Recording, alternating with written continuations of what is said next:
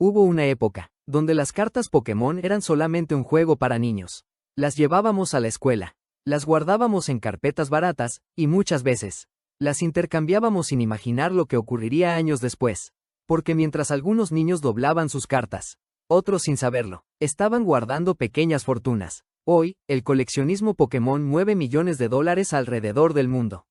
Existen cartas tan raras, que literalmente hay menos copias que autos deportivos exclusivos. Cartas que aparecen una vez cada varios años. Cartas protegidas en cajas especiales. Cartas custodiadas como si fueran obras de arte. Y algunas han alcanzado precios completamente absurdos. Hoy conocerás el top 10 de las cartas más raras y buscadas de Pokémon. Prepárate, porque algunas de estas cartas son prácticamente imposibles de conseguir. Puesto 10, Shining Charizard First Edition. Comenzamos con uno de los Pokémon más importantes de toda la franquicia.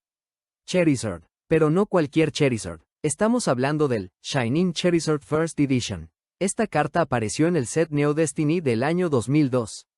Y desde el primer momento, los coleccionistas entendieron que era especial. ¿Por qué? Porque fue uno de los primeros Charizard Shiny jamás impresos.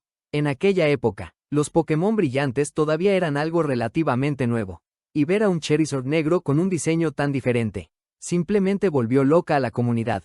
Pero aquí viene el problema. Esta carta era muy difícil de obtener. Las probabilidades eran bajísimas. Y además, muchos niños de la época jugaban con las cartas sin fundas. Así que encontrar una versión bien conservada hoy es extremadamente complicado. Las copias calificadas PCA10, que significa estado perfecto, pueden superar fácilmente los $30,000.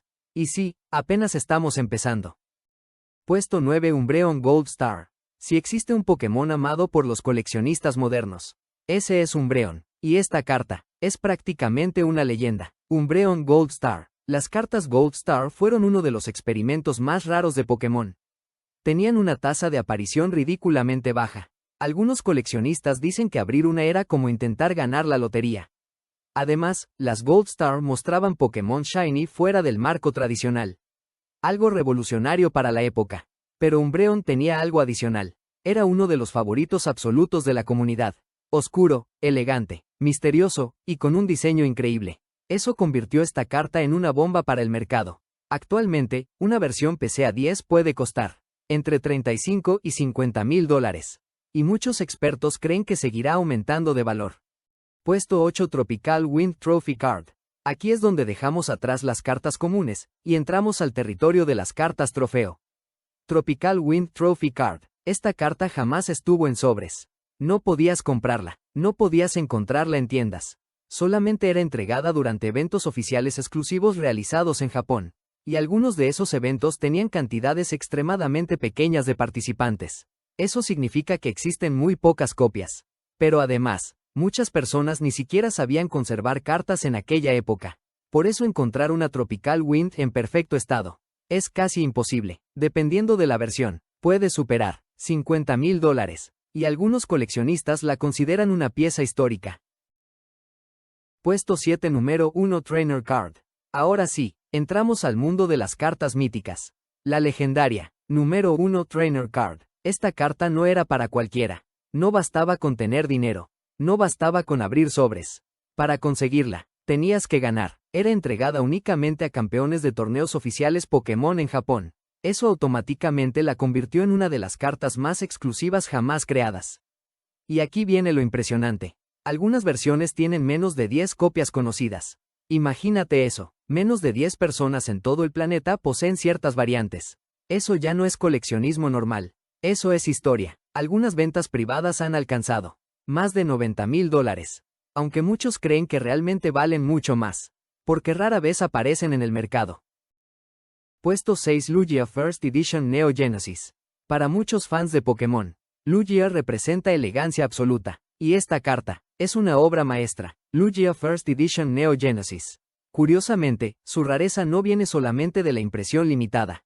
También viene de un enorme problema de fábrica. Muchas cartas salieron con defectos. Rayones, mala alineación, errores de tinta, bordes dañados. Eso hizo extremadamente difícil encontrar una versión perfecta. Por eso las PCA-10 son tan valiosas. Una de ellas llegó a venderse por más de $140,000. Y todavía hoy, muchos coleccionistas la consideran la mejor carta de Yu-Gi-Oh jamás creada. Puesto 5 Pikachu Illustrator. Llegamos a una de las cartas más importantes en toda la historia del coleccionismo Pokémon. Pikachu Illustrator. Esta carta fue entregada en 1998, como premio de concursos de ilustración organizados por la revista CoroCoro en Japón. Y desde el principio, fue diferente a cualquier otra carta existente. Primero porque tiene el título Illustrator en lugar de Trainer. Segundo, porque muestra a Pikachu dibujando. Y tercero, porque representa literalmente el arte detrás de Pokémon. Pero aquí viene la locura. Se estima que existen menos de 40 copias oficiales. Menos de 40. Eso la convirtió en el santo grial del coleccionismo Pokémon. Durante años, esta carta fue prácticamente imposible de ver. Muchos dudaban incluso de su existencia. Hasta que Internet explotó el mercado del coleccionismo. Y desde entonces, su precio se disparó brutalmente. Puesto 4 Charizard First Edition Shadowless 1998. La carta más famosa del planeta. La carta que hizo que millones de personas buscaran sus carpetas viejas. Charizard First Edition Shadowless. El Charizard original. La carta definitiva de la infancia. Shadowless significa que pertenece a una tirada muy específica del base set original de 1999. Y esas primeras impresiones eran mucho más limitadas. Pero además, la mayoría de niños jugaron muchísimo con ellas. Así que encontrar una en estado perfecto es extremadamente difícil. Y entonces ocurrió algo inesperado. Celebridades y multimillonarios comenzaron a comprar cartas Pokémon públicamente. Eso explotó el mercado. El ejemplo más famoso fue Logan Paul, quien apareció usando un Charizard valuado en cientos de miles de dólares colgado al cuello. Eso convirtió a Pokémon en una locura mundial otra vez. Algunas copias PCA-10 han alcanzado más de $400,000 por una sola carta. Puesto 3 Blastoise Commission Presentation Card. Esta carta parece una creepypasta, pero es real. Blastoise Presentation Card fue creada por Wizards of the Coast como prototipo. La idea era convencer a Nintendo de lanzar Pokémon en inglés. Es básicamente una pieza histórica, un objeto de museo, y lo más impactante es que se cree que existen solamente 2 copias. Eso la convierte en una de las cartas más raras jamás producidas. Es tan extraña que casi nunca aparece públicamente. Y cuando aparece, el mundo del coleccionismo entra en shock. Puesto 2 Kangaskhan Family Event Trophy. Esta carta tiene una historia increíblemente humana.